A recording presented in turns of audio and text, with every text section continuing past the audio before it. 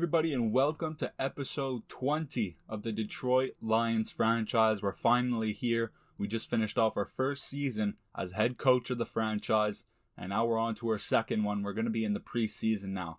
Unfortunate news, I did end up losing the footage for the fourth game. Unfortunately, the file was corrupted, and I have no way of getting it back, unfortunately. It wasn't a pretty game either way.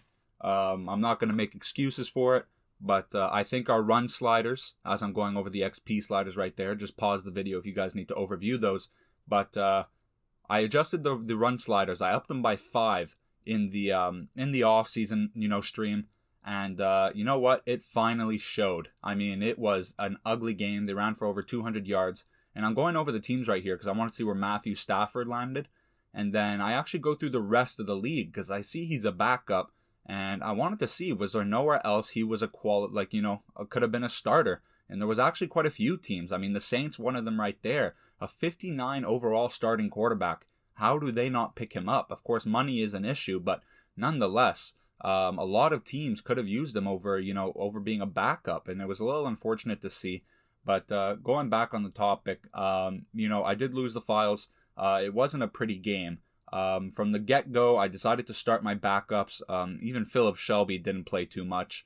And to my surprise, we were greeted by Aaron Rodgers for the first 2 quarters. Now, of course, I'm not just going to change the lineups because we see the other team went with their, superstar starting quarterback. I let my backups play. We were able to keep it competitive until the 4th. And at that point, they just started running away with it. So that's really just an overview of the game. We had a couple guys who really showed out. Crocker, our rookie running back, and as well as that, we had Rodney Foreman have a great game, and it was nice to see that he was back in form after the injury. Of course, he had all preseason to be healthy, and we're definitely thankful of that, as you're going to see him throughout the next 3 weeks that I will be showing. So we're going to get right into it here with Tom Brady, still a Buccaneer, and this is going to be our first game of the preseason. Now, the way this is going to go is I really, really trimmed the fat. I mean, there's only going to be 3 games. Well, not only 3 games. There are 3 games in this video. And I really just showed the important stuff. The stuff that is key for you guys to understand the game, what direction things are headed. And I put the highlights in. I really didn't put any of the, runs that went for, no gains. Any defensive plays that were just, the quarterback just threw it incomplete. And I really just put the stuff that was notable to look at. I mean, that's really all what it's all about in the preseason. You want to see who stands out. And of course, if I'm putting, 3 to 4 games, well, 4 was the original plan, it's going to be a longer video. And so I didn't want to make it to the point where it was, over an hour to watch. I wanted to just have the important stuff. As they go high there for Mike Evans in the back of the end zone, that's a big touchdown there. Just the classic Tom Brady to Mike Evans, use his size. We saw it a lot in real life just last season. Those fade routes and slants to Mike Evans in the goal near the red zone are just, bread and butter. But going back at it, this preseason was really just about, showing you guys the important stuff, showing Philip Shelby off, showing all our rookies. We've changed the XP that players can get. The XP sliders. So our players are going to be able to develop at a proper rate now. And this was made by doing a little bit of research before our off-season stream, where I was looking at rookies, I was looking at quarterbacks who have abilities, trying to figure out if they should be at a higher development, how much they should have developed, as our first throw with Philip Shelby is almost intercepted by Harrison Smith, who was picked up by the Buccaneers in free agency. But on the very next play, he's going to be going for Valdes-Scantling, free agent acquisition. This is an in-division guy. This was a guy who played for Green Bay, same conference.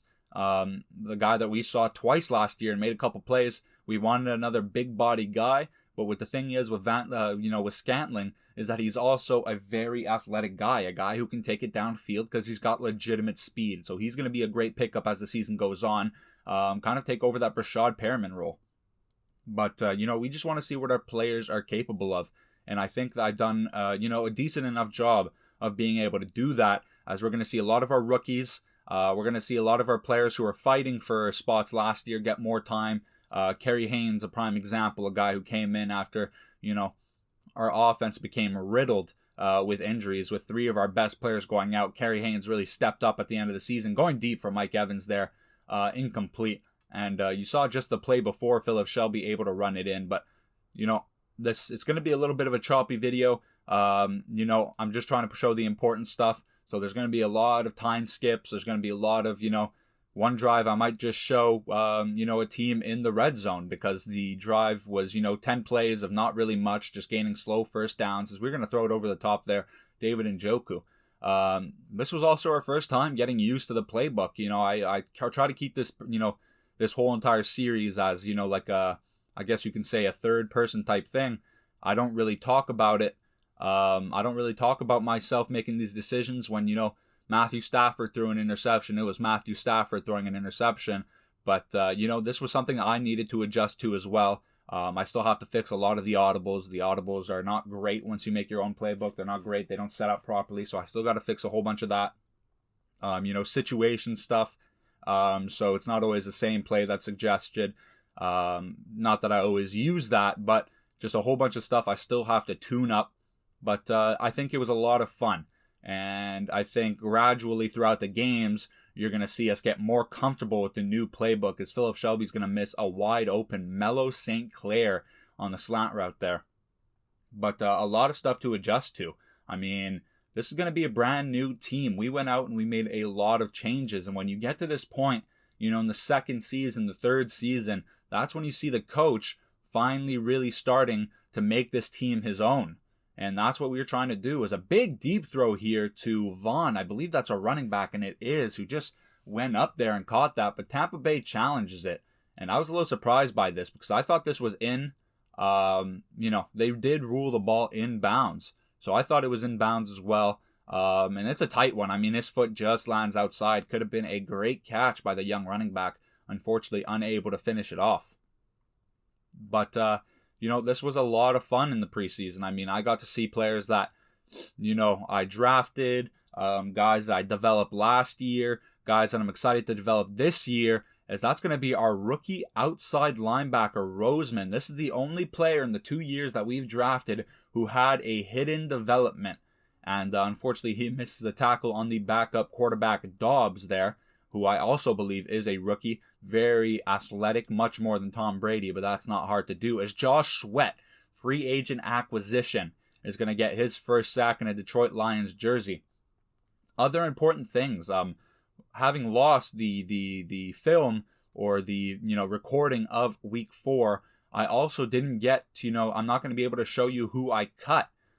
We also made a big Week 4 signing. But I think I'm going to keep that for the next episode. I'm sorry it took so long for the preseason. It was a much longer process than I anticipated. And having been frustrated by the losing Week 4 of preseason, I kind of took a little bit of a break. I took a day just to settle down and figure stuff out. As Matt Breida, and we're finally going to get to see his speed. And we brought him in because we know when he gets to that second level, there is not many people, if anybody, that can catch up to him. And sometimes it's like Matt Breida is literally so close to breaking it off, and it feels like it happens quite often with a guy like him, where run broken tackle and he's taking it away. And that's what's so interesting about Matt Breida and the prospect of bringing him in. And we're hoping that we get to see a little bit of that in preseason as well. But the run game was a lot better for the opposition. I thought that it was an actual challenge.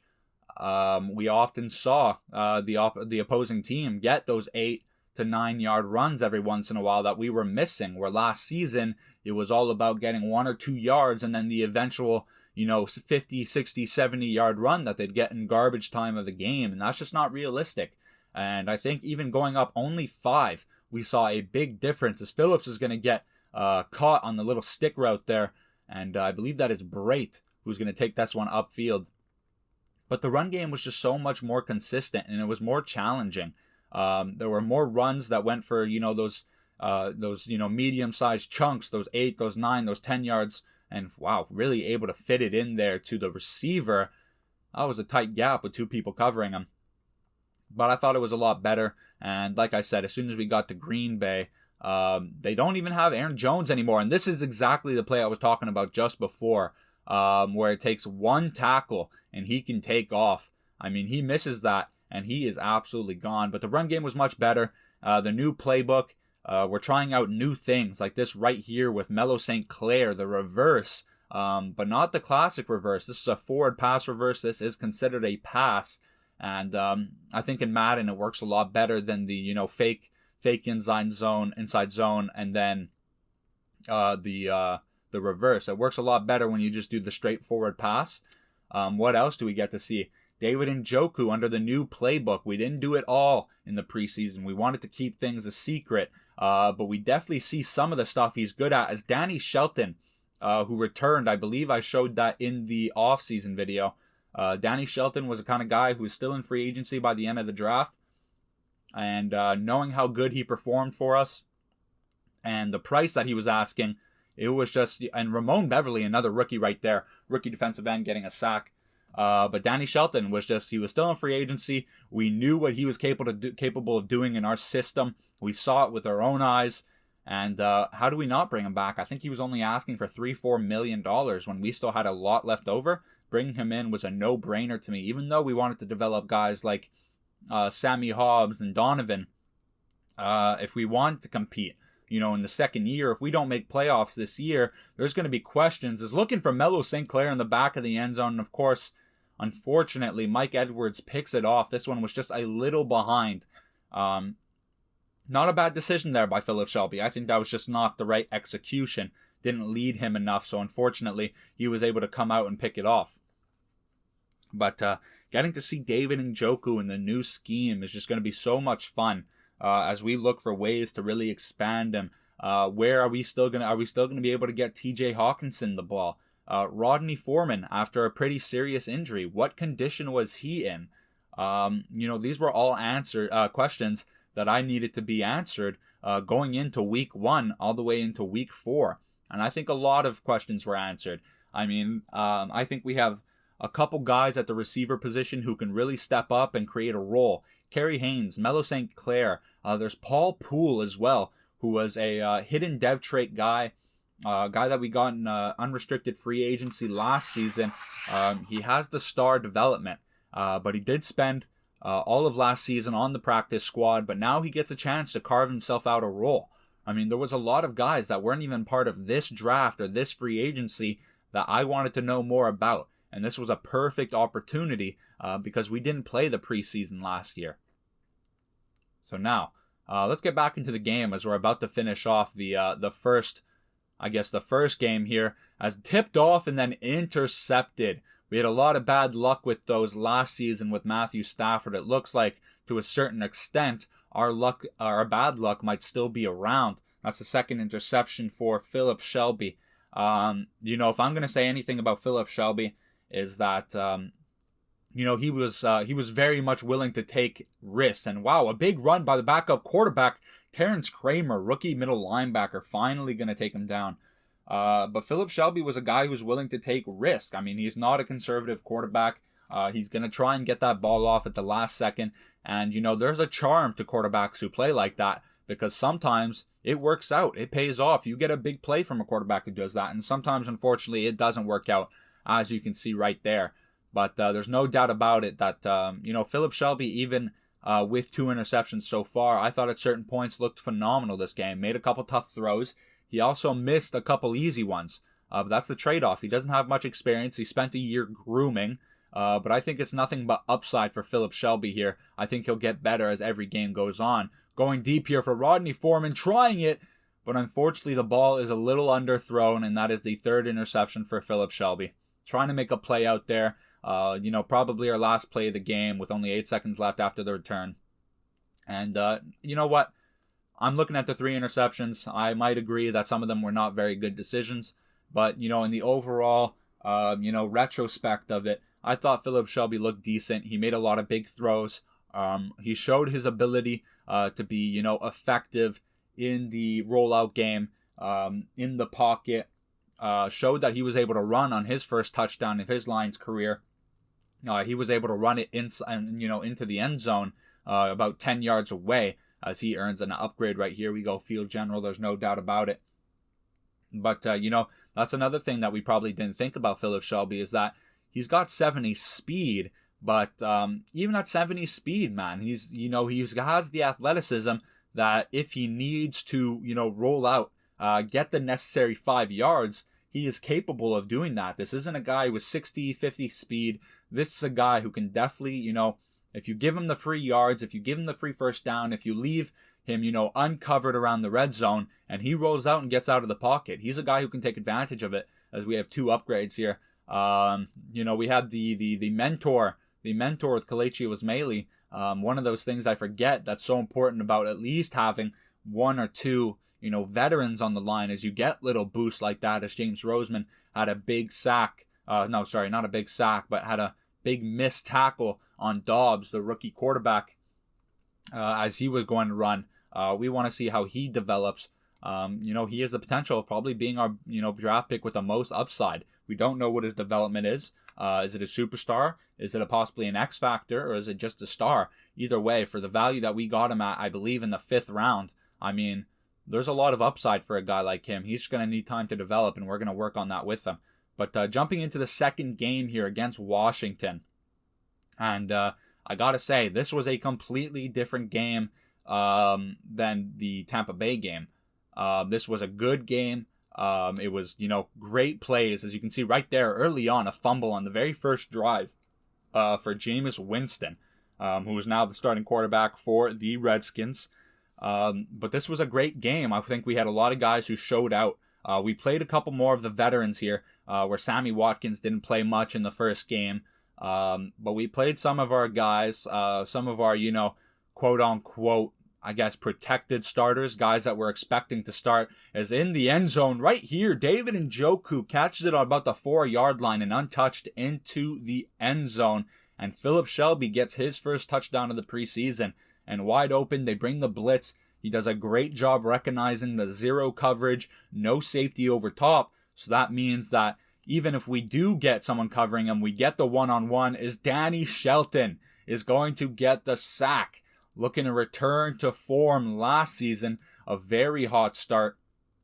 But we were looking great, and I thought David Njoku, as the preseason went on, tough run there by DeAndre Swift. We were going to open up that playbook for him as every game went on. And you saw TJ Hawkinson and Njoku there in a 2 tight end set, but they weren't necessarily down on the line. They were lined up in a trips to the right in the slot positions. And that's just the athleticism that they can bring. Now, looking around, up the seam to T.J. Hawkinson. Wide open down the seam. So we were able to get a big pass to David Njoku on the drive before. And now it is T.J. Hawkinson. And there's a whole bunch of guys that I want to see, Shelby get a good rapport with. That's one of them right there. Foreman, he's able to throw this one at an awkward angle. You make sure that the linebacker can't get it. But an easy catch there for Rodney Foreman. But Rodney Foreman, Njoku, we also have Hawkinson, Sammy Watkins. These were all guys that I want to see what Philip Shelby can do with. And that was so exciting, is that every catch that we had in the preseason to one of our starting guys was an important catch. Because every catch was something that we were going to use to build chemistry with. And that is such an important position, and such an important thing when, you're looking at a quarterback and his receiving targets. Looking around now, Philip Shelby looking deep for Valdes-Scantling, trying to see if he's got that it factor in the high ball game like Rodney Foreman does. Unfortunately, doesn't come out with that one.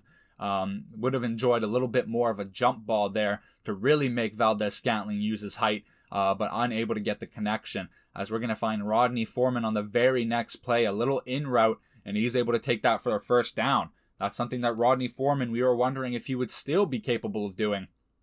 Is he still able to take those short ones and turn them upfield for that necessary 4-5 extra yards after the major injury to end off the season? Now, looking around, they're going to hand this one off on 3rd and 6. Sorry, a little screen route there. And that is Ronnie Harrison.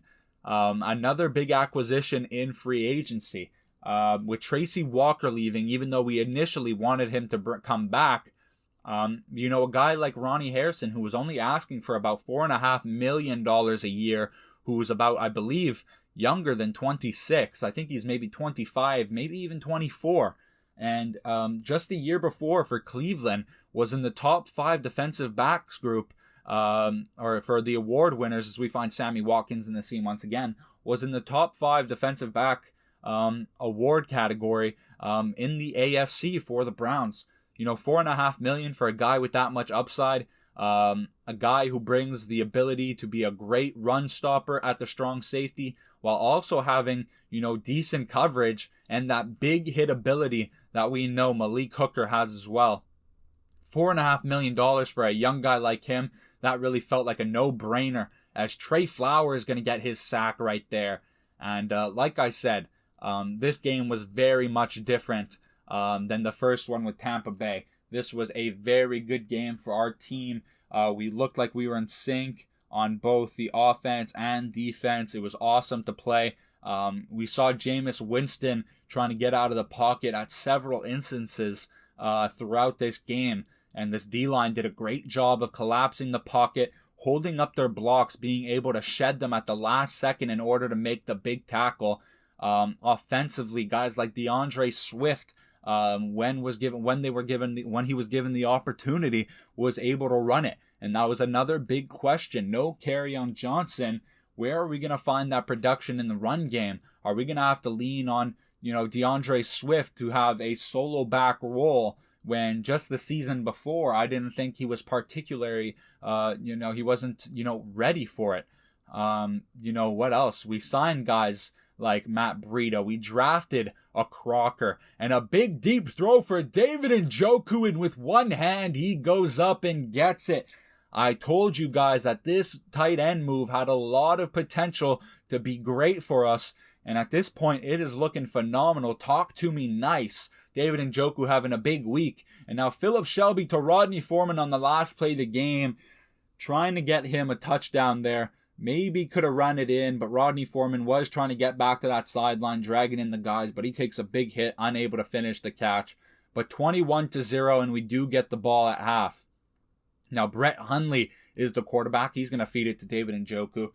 But we have such a great potential here at the running back position. We also have Keyshawn Crocker, who we drafted, I believe, the third or fourth round. And you can see there, Poole, the undrafted free agent receiver I was talking about just the game before. But Crocker, in about week 3 to week 4, was really going to get those 2 games to shine. And that was also something, as he is more of a physical back. And we don't really have that physical presence. I mean, we have a pure speed guy in Matt Breida. We have a guy like DeAndre Swift, who's not necessarily the fastest, but has elite quickness and has a great job, a great ability to be a very good runner, and on top of that, be a good pass catcher.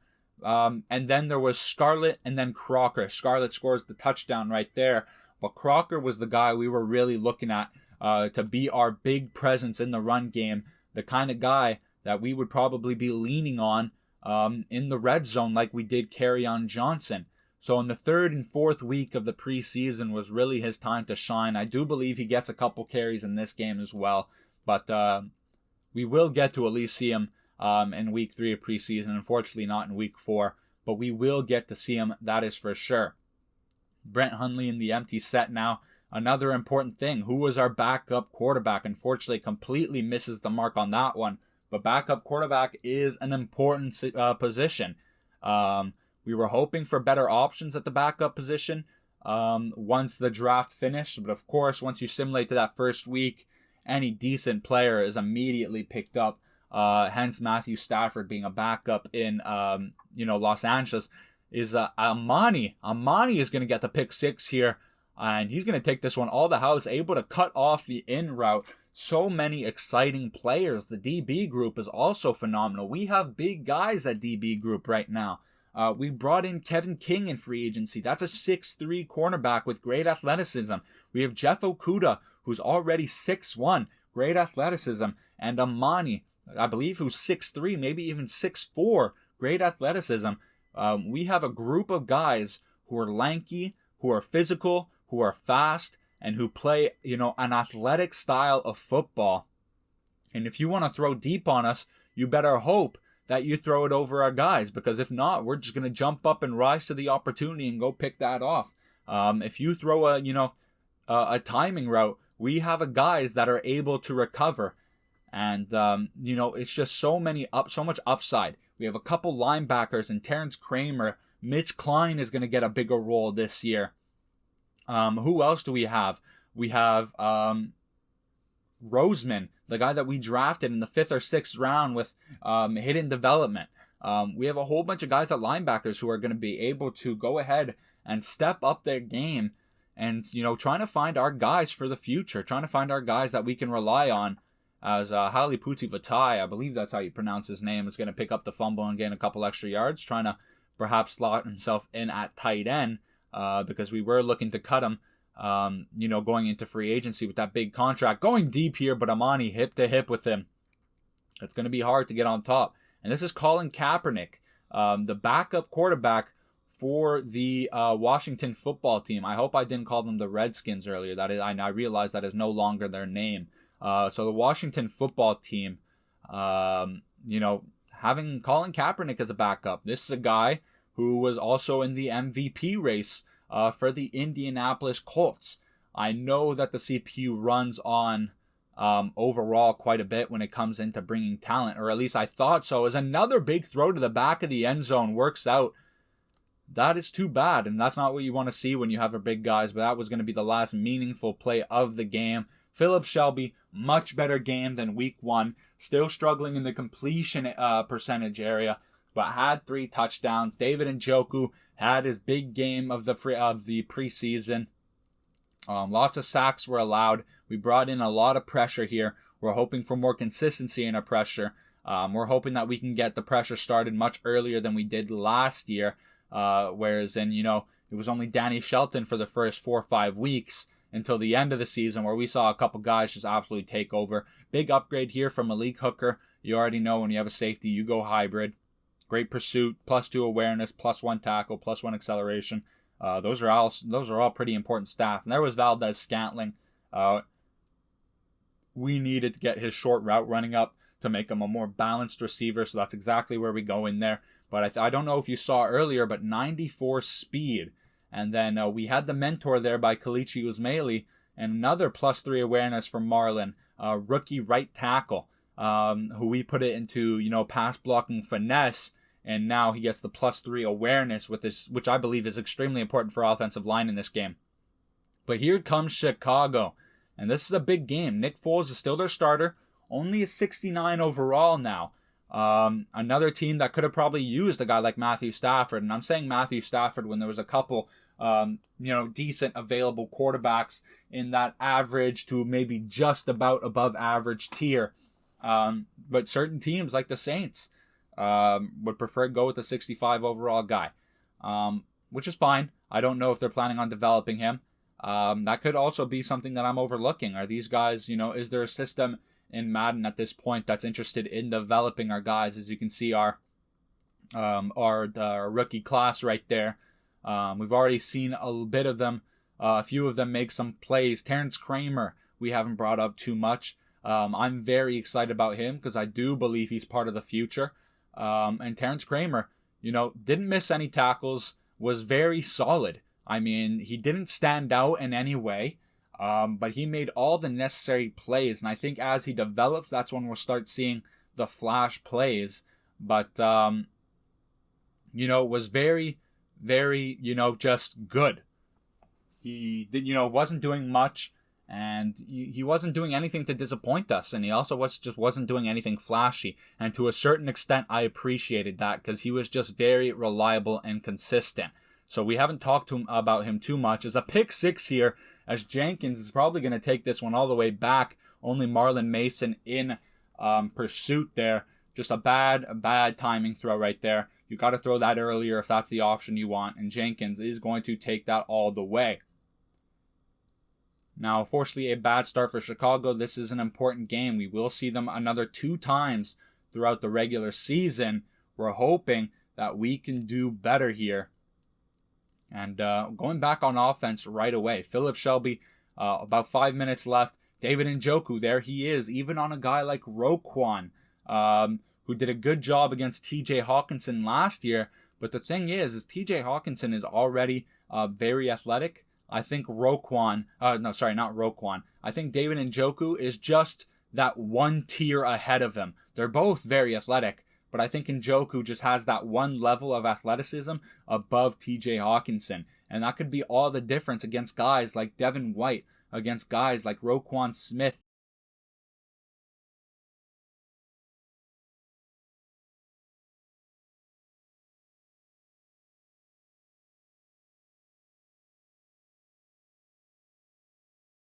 Had a little delivery there, so the dogs started barking. You might hear them in the background, but I was able to lock them out. So I hope it doesn't continue, but we'll find out here.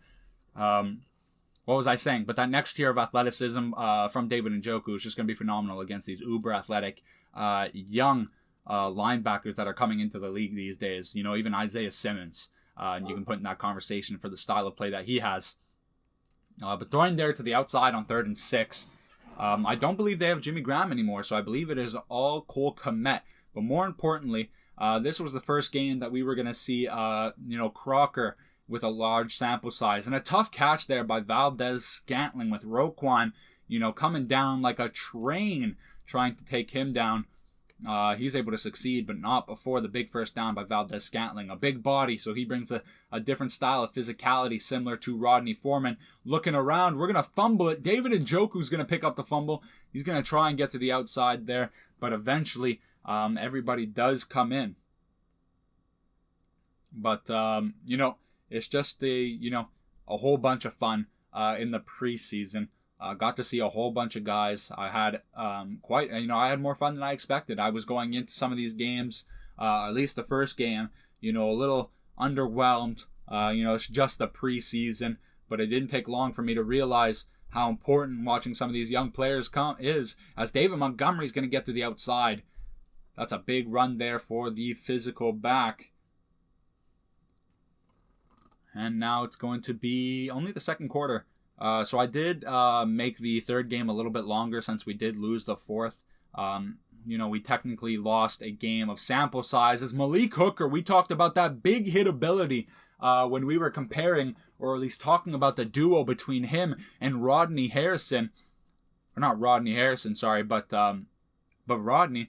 And that big playability right there, I needed to review this. Turns this upfield, gets pinned up by one of the linebackers, absolutely cleans it up. Malik Hooker forces the fumble. The ball's already out. No knees on the ground. That's going to be Terrence Kramer. There we go. Holding him in. He was going to take him down likely. But we recover the fumble, and we're right back on offense. Philip Shelby looking around. We have a couple of our backup receivers now. But going for Kerry Haynes on the hook route and just a great interception. We saw the safety come down a little bit. We saw him. We thought that he was going to go towards the running back on the bubble play, but he quickly changes where he's headed. He baits us into it, and he's going to cause an interception. So a great job by the safety there. But those are some of those rookie mistakes that Philip Shelby is, going to have to start looking at. Guys who are going to start baiting him into throws. You're going to see veteran cornerbacks are definitely going to take their chances with a guy like Philip Shelby. They're going to give a couple yards of space when they feel comfortable with the receiver they're matched up on. And, if Philip Shelby gets a little too, confident in that throw, they're going to make him pay for it. As Keyshawn Crocker down the sideline, a big run for himself. This is our big power back, but he also comes with a little bit of speed, similar to Kerryon Johnson, not top end, but you give him that second level with nothing but green, and he's going to pick up the necessary yards, looking around, looking for Paul Poole. And that's going to be intercepted by all-pro safety Eddie Jackson. So 3 interceptions in the first half for Philip Shelby. And you know what? These were all just, I'm looking at them, and these were all just rookie mistakes. Getting comfortable when he sees this guy in green and doesn't take into account, who might be overlooking. It's a bad sign. It definitely is. It's not fun to see. But I think those are also things that are fixable as they go deep. And that's going to be knocked out by Kevin King. We were talking about these big DBs with these long arms. You got to get a clean catch in because these guys have that arm length to go ahead and punch it out the last second. Finding TJ Hawkinson, who turns it upfield. Extra yards there. Awesome to see from our superstar tight end. But it was, these mistakes by Philip Shelby are something that I think will improve over time, will improve as he gets used. Melo St. Clair, big catch there, will improve as he gets used to the guys he's throwing to, the chemistry he builds with them, and, just to the playbook as well. These are all things that can improve as Mooney, second or third year receiver at this point, is going to drop the wide open post. Looking around, and this is another one of my favorite plays here for David Njoku in the preseason. Just something more that we can do with him. With that athleticism, we are able to do these fullback screens and actually get these positive yards with him. It was absolutely awesome.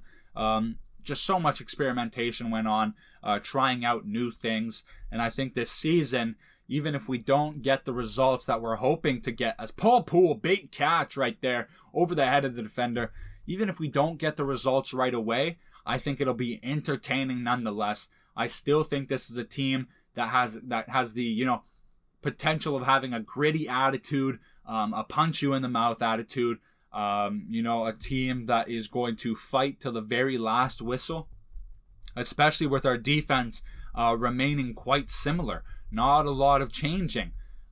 We still have Amani and Okudah as our starting cornerbacks, similar to what we had at the end of last season. Of course, no Desmond Trufant and no Justin Coleman. We bring in another physical guy like Kevin King instead.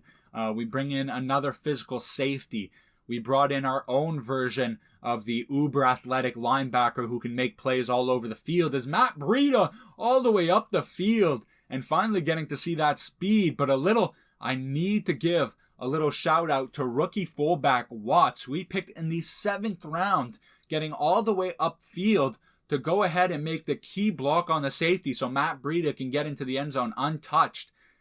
I'm telling you right now, that play alone solidified my belief that having a real fullback on roster for the goal line situations and whatnot would be important. That one play alone convinced me to give Watts a roster spot. Not just because I think the fullback is so important, but because the way he made that play there with Matt Breida, where he never gave up. He didn't get one of those crappy animations that you get where, you get past your blocker and they just stop. They just stop and don't get to that second level after. It was awesome to see. That one play alone, it got Watts a roster spot. That's the only hint I'm going to give you as to who stays, of course, other than, kind of those guys that we just expect to stay. But that's the only young guy that I'm going to tell you whether or not he made that roster going in for the 53-man roster. Going deep here, Amani, big catch, but they are going to rule this ball incomplete. And that's a disappointing one here. They do not put this one up for review. I went into the highlights. I can't tell where it went out of bounds. I think it just got an unlucky animation as Josh Sweats gets his second sack of the preseason there. Going deep once again, and that's going to be incomplete. That is going to be rookie cornerback Hawkins, and that's going to be the last game. So I hope you guys enjoyed. It was a lot of fun. Lots of up and downs as expected. Matt Breida, we got to see a little bit of him. Crocker did phenomenally in his opportunities out there. TJ Hawkinson had a big game at some point. Rodney Foreman had a big game in week 1 and week 4. Week 2 was all about David Njoku, and even in this game we tried a couple things with David Njoku. So I hope you guys enjoyed, and I'll make sure we get back to a normal posting schedule as I show the last upgrade here. We're gonna have a normal posting schedule, so expect to hear back from me soon. Peace out, guys.